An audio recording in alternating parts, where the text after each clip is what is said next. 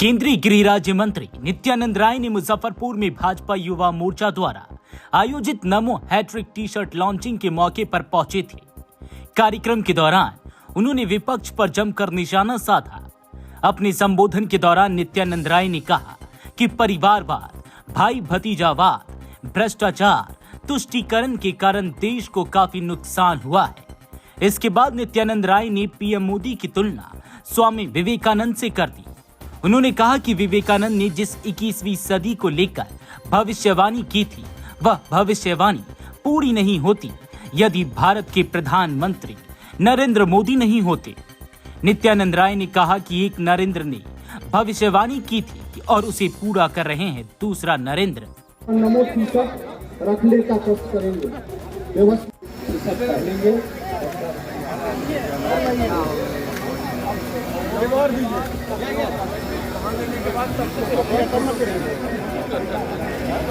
नीचे करिए सर, सब टी शर्ट को नीचे कर लीजिएगा भैया। रंजन क्या उल्टा है, उल्टा हाथ जाएगा नहीं, ऐसे पहले करना है। हाँ ठीक है, ठीक है।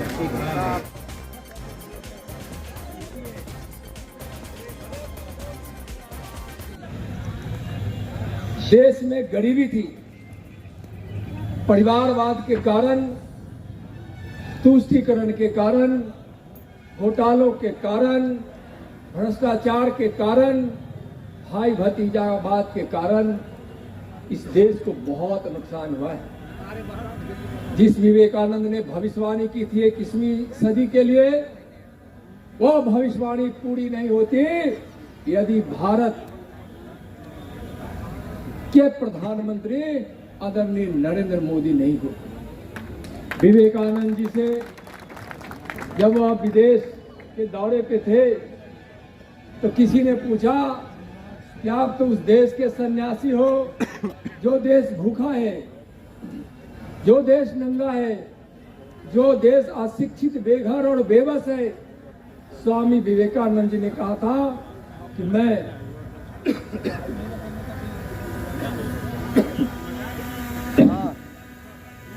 21वीं सदी का भारत देख रहा हूं। उस भारत में न कोई भूखा है, न कोई नंगा है, न कोई अशिक्षित है, न कोई बेघर है, न कोई बेबस है, न कोई बेबस है। आज भविष्यवाणी करने वाले विवेकानंद जी के बचपन का नाम क्या था? तो जोर से बोलिए, विवेकानंद के बचपन का नाम क्या था? और आज दुनिया के सबसे लोकप्रिय नेता, कर्मयोगी प्रधानमंत्री, गरीबों के मसीहा और विकास की गंगा जो बह रही है, यानी विकास के भगीरथ गंगा बहाने वाले देश के यशस्वी प्रधानमंत्री जी का नाम क्या है? क्या है? नरेंद्र मोदी। एक नरेंद्र ने भविष्यवाणी की थी और उस भविष्यवाणी को पूरा कर रहे हैं दूसरे नरेंद्र। और अभी 140 करोड़ देशवासी उस विवेकानंद की भविष्यवाणी को पूरा होने का साक्षी बन रहा है। राम जन्मभूमि का साक्षी भी हम सब बने। 370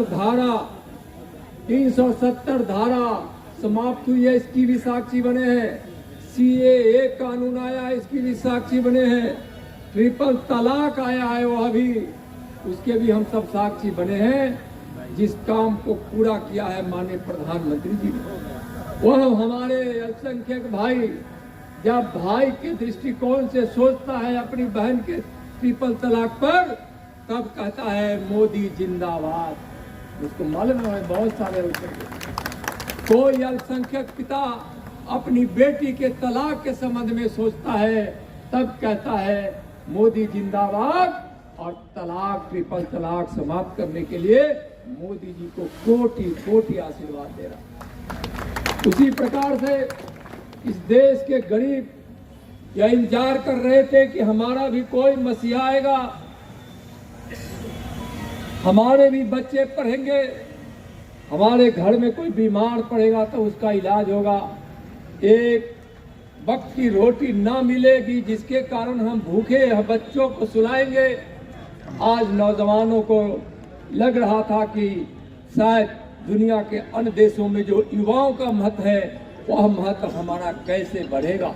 किसान इंतजार कर रहे थे, हमारी माँ बहनें इंतजार कर रही थी कि कौन ऐसा कानून आएगा कि हमारे इज्जत के साथ खिलवाड़ करने वालों को फांसी की सजा का कानून लाएगा।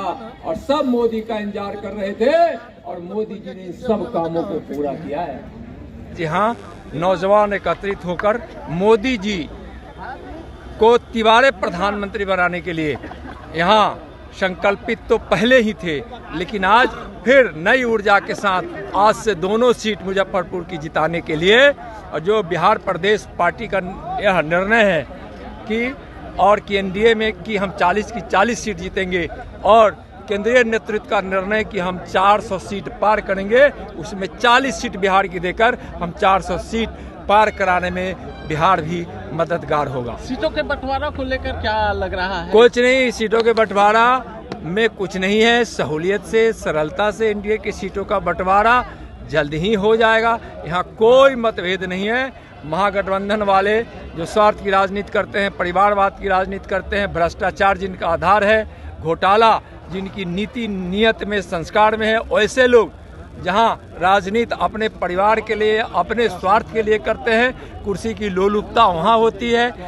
वहां महागठबंधन, इंडी गठबंधन में सिर फुटौल है। हमारे यहाँ एनडीए में कुछ नहीं है। माननीय प्रधानमंत्री आदरणीय नरेंद्र मोदी जी की प्रेरणा का प्रभाव ऐसा है, उनकी पवित्रता का, उनके विचार का ऐसा प्रभाव है कि एनडीए में कहीं कोई मतभेद नहीं।